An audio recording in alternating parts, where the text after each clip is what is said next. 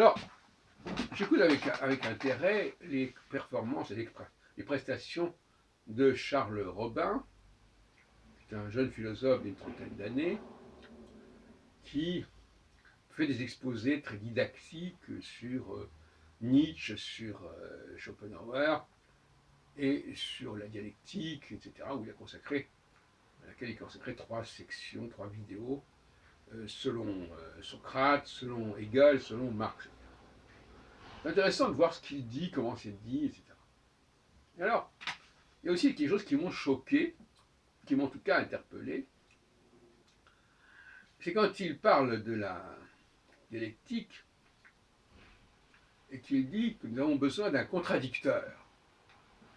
Notre pensée a besoin d'être en contradiction avec quelque chose pour pouvoir avancer, pouvoir s'approfondir.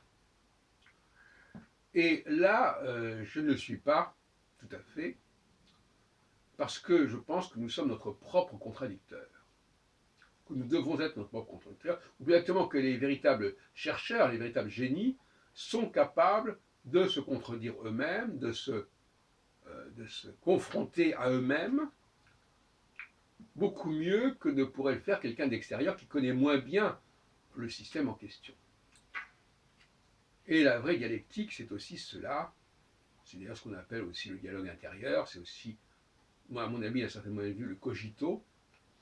Il n'est pas question de faire intervenir un élément extérieur, si ce n'est de considérer que nous avons en nous-mêmes une forme d'extériorité.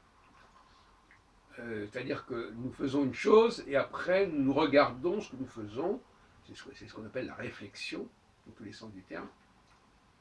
Mais je n'ai pas aimé, ou du moins j'ai trouvé ça un peu limite, de parler du besoin d'un contradicteur en tant que personne autre. À ce propos, d'ailleurs, je terminerai là-dessus, quand on dit par exemple vous l'avez fait vous-même, ça veut dire quelque part ce vous-même, c'est déjà une forme de dualité intérieure. En anglais, by yourself, by himself. Et là, self-made man, celui qui s'est fait lui-même. C'est la notion de self, qui vient du français, d'ailleurs, seul. Hein. Moi-même, moi seul. Vous seul. Et donc finalement, le contradicteur idéal, c'est notre propre conscience, on peut dire. Eh oui. La conscience, c'est quelque chose qui renvoie à la réflexivité. La complaisance, c'est se faire plaisir à soi-même. La science, précédée par ce cum, c'est aussi cette idée d'une science qui se détermine de l'intérieur, pour elle-même, par elle-même.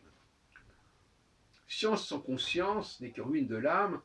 Ça veut dire en réalité qu'il n'y a pas de recherche scientifique, s'il n'y a pas de conscience, c'est-à-dire de dialogue intérieur, d'une science de soi-même, en quelque sorte, d'un discours objectif sur soi-même, une dialectique subjectif-objectif. Voilà ce que je voulais dire à ce sujet.